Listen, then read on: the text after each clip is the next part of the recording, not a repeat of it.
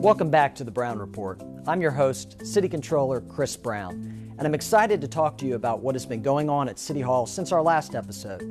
The Houston Pension Solution is our topic of discussion. I'll give you an overview of this critical issue. We'll also talk with Councilmember Jack Christie and Government Relations Director Bill Kelly about the importance of this plan. Stay tuned.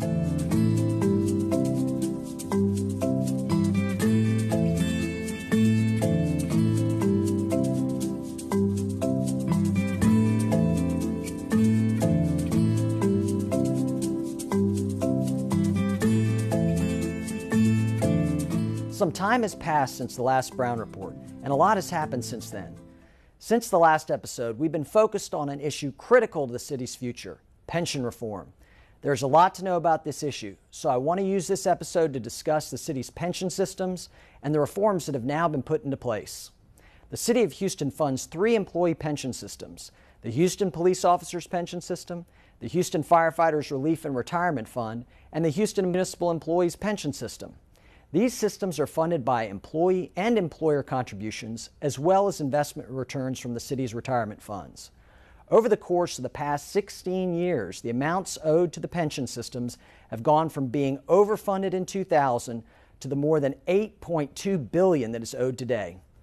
The consequences of this unfunded liability were already being felt by the city. Our credit ratings were downgraded by the major credit agencies, and for the first time, the city ended a fiscal year with a negative statement of net position.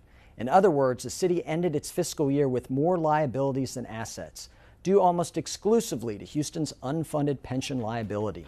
Here's the good news. After more than 16 years, a solution to Houston's pension crisis has finally been reached. In May, the Texas legislature passed Houston's Pension Solution, a reform plan that will finally resolve this looming crisis once and for all. Houston's Pension Solution is a budget-neutral plan that pays down the outstanding pension obligations over the course of 30 years and almost instantly generates $2.7 billion in savings for city taxpayers. The Houston Pension Solution also calls for the injection of $1 billion in liquidity through the issuance of pension obligation bonds. This provision is critical to the success of this plan, and I will be advocating for it in the days and weeks to come. We'll return with more of the Brown Report after this break.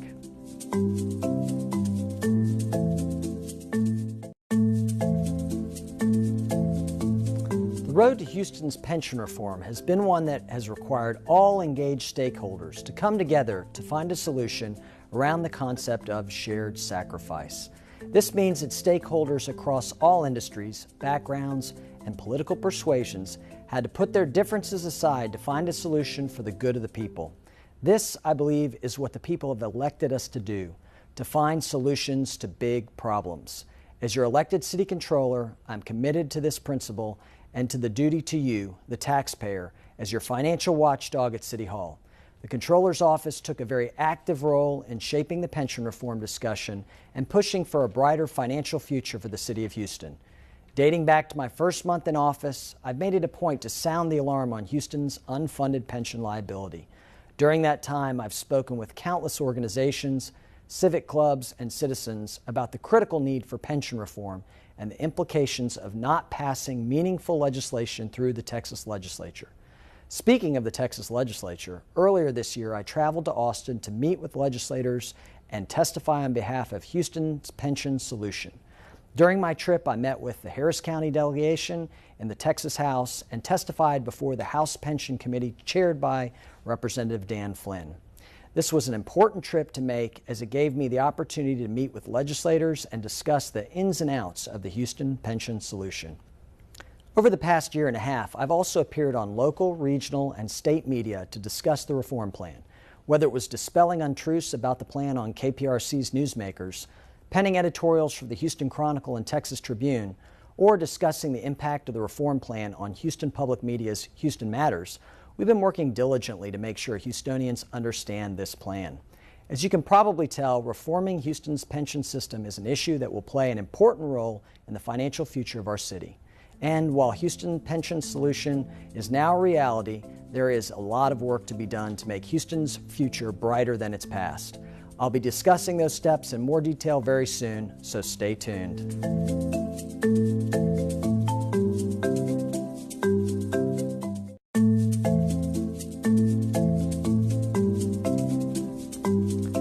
Today we have two guests with us that have played a pivotal role in the success of this plan.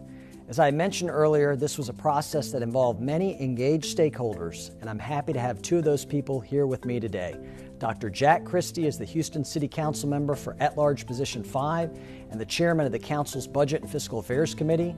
Bill Kelly is the Director of Government Relations for the City of Houston and led the effort to get Houston pension reform through the Texas legislature. Welcome to you both. Thank you. Thank you. Well, to start, let's talk a little bit about why this pension reform was so important to the City of Houston. And Councilmember, maybe if you want to start.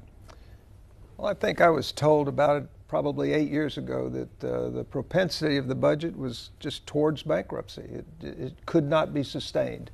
And I think that when we recognized that, then getting into office 5.5 years ago, that was a big priority to balance the budget, make it structurally sound and sound for the future. So I couldn't see of anything more important than getting our checkbook balanced.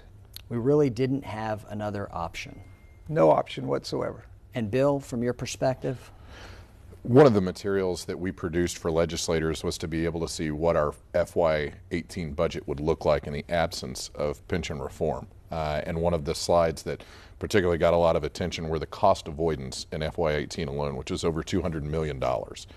When you talk about what percentage of that budget is and how without these reforms, the increasing amount of capital that we would have to invest in a pension system that didn't have the ability to pay off unfunded liability, it really persuaded a number of our legislative friends to say, we have to do something. And I'm really glad they came around and supported our plan. So am I. And let's talk a little bit about the fact that all these changes by law had to be made by going through the Texas legislature. And as the Director of Governmental Affairs, talk a little bit about the process, because I know for those of us that were here in Houston, you did a lot of work behind the scenes in Austin. If you could briefly walk us through kind of the steps. Well, the City of Houston has the single best lobbyist in the history of the Texas legislature, and his name is Mayor Sylvester Turner.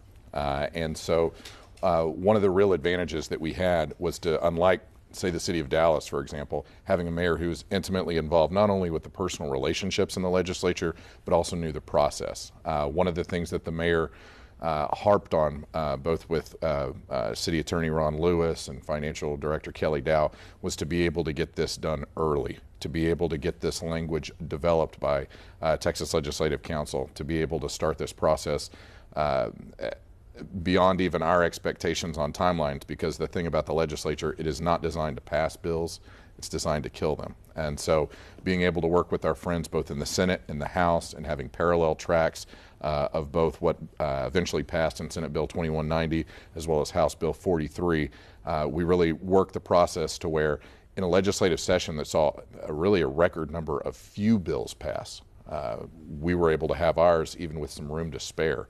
And so I think really having a mayor that understood the process and a team that was committed to being able to get it done and exceed even our own high expectations on it, that's what really, I think, got us across the finish line. Well, you've done an amazing job, and I think obviously the mayor deserves a huge amount of credit. His experience in the legislature and your hard work helped to get it done. Talking a little bit, Councilmember Christie, about the implications from a financial perspective. Now that we've gotten this bill passed, a lot of people that read this in the paper, they say, well, what does this actually mean from a financial standpoint? Maybe you want to comment a little bit about the financial impacts to the city. I'll do that, and then I'll follow up with the political aspect of it, because I look at it as a semi-political miracle. I really do. But basically, we're approaching over $8 billion in debt that was unsustainable and growing, like the federal budget deficit is just growing, and no one's keeping it under control. It had to be brought under control. So the three unions would not even come to the table unless we supported their funds. Their pension funds were underfunded, delayed, and so they wouldn't even come to the table unless we took $1 billion in money already owed, get a bond, they come to the table, they give us $2.8 billion in concessions. So you borrow money to fund their pensions properly, you get $2.8 billion in concessions, and we can see the end of that debt with less interest rate and a manageable budget. That's amazing. And then to get it through the political process, I look at it as almost miraculous. It's serendipitously, you've got a mayor that has relationships with the state legislature that we need. You have a city council that goes from very liberal to very conservative that get along. They have relationships with the legislature. And it was a perfect time to solve a 20-year problem. So I look at it as a legislative miracle. Well, again, it is a miracle, a lot of hard work. I want to again congratulate you as Chairman of Budget and Fiscal Affairs. You were the steady hand that here locally kept everyone on the same page. Just in closing, I remarked yesterday at the reception that we had at the George R. Brown, the bipartisan nature of this solution. And it was truly amazing, I think. We had so many different people, not only from different levels of government, but also from different parties. And council is supposed to be nonpartisan, but obviously partisan politics always play a role. Would you like to just quickly comment about the bipartisan nature from your perspective about getting this done? I really believe that people put down their categories of parties, say what's best for the Houstonian, the taxpayers, the hardworking city workers, firefighters, the police, and they put these barriers down and just got along, and then went and sold it to a very partisan state legislature. But it's a beautiful timing. It's a beautiful project. I think other cities in the United States will look at this. How did you do it? And it's through the relationships, friendships, and putting the citizens of Houston as a priority. Absolutely. And to that end, I want to make sure and give credit both to the chairman of BFA, who made multiple trips to Austin, and oftentimes with your vice chair, Amanda Edwards, to be able to really symbolize that bipartisanship and pragmatic nature, as well as to the controller. I think you testified right alongside the mayor on House Bill 43. So really, this very much epitomizes a teamwork, and this was Houston's pension plan more than anything else. Absolutely. Great team effort, and I think we have to close. And I want to just say again to all the municipal police and fire workers, because they really made the sacrifice to help solidify this. I think in the long run, this plan is safer for them, and that was the goal and my charge as controller, and I know as mayor and all of us. So again, thank you all very much for being here. A job well done, and let's continue to make Houston a very strong city financially. Thanks to both of our guests for joining us today. I hope that you found the discussions informative and that you now have a better understanding of the work that went into Houston's pension reform. As you can see, it's a significant legislative milestone that requires a lot of work and buy-in from many engaged stakeholders. I want to congratulate Mayor Sylvester Turner, Houston City Council, the City Pension Boards, the Greater Houston Partnership, Governor Greg Abbott, Lieutenant Governor Dan Patrick, State Senator Joan Huffman, Representative Dan Flynn, the Texas Senate and House, and all the involved parties in this significant accomplishment. These reforms were 16 years in the making and could not have been achieved if it wasn't for the bipartisan coalition that came together to find a solution that helps the city avert a looming financial crisis. I feel honored to have been a part of this pension reform process and feel grateful for every day that I get to serve you, the citizens of Houston, as your elected city controller. That's all for this edition of the Brown Report. I want to thank our guests on today's show, and I also want to encourage you to follow my office on social media. You can follow us on Facebook and Twitter, or email my office at any time. As always, we're here to serve you. I'll see you on the next time on the Brown Report.